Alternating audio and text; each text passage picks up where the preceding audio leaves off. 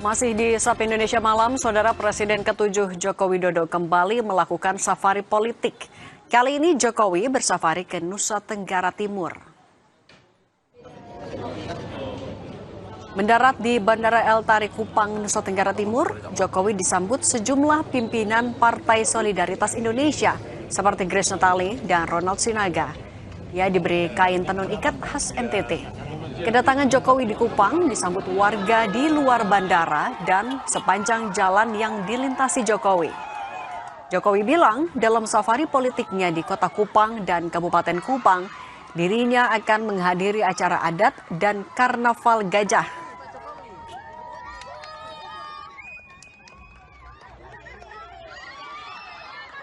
Ada undangan Rakorda di Kupang, kemudian ada juga acara adat, kemudian juga ada Karnaval Gajah, ya mirip-mirip Pak, mirip-mirip.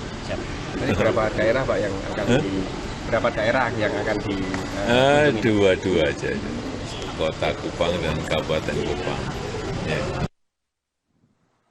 Saatnya ragam berita hukum dan kriminal, Saudara. Direktorat Jenderal Bea dan Cukai Kementerian Keuangan bersama Bareskrim Polri menangkap seorang pilot maskapai Malaysia Airlines. Ia tertangkap membawa 26 kg ekstasi dan 4 gram sabu saat tiba di Indonesia.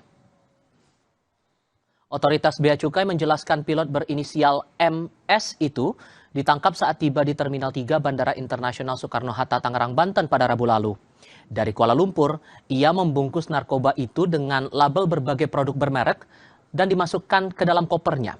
Saat proses pindai X-ray, petugas mendeteksi narkoba itu sebagai barang mencurigakan. Pilot berusia 39 tahun itu berencana mengedarkan ekstasi ke Indonesia, sementara sabu untuk kebutuhan pribadi.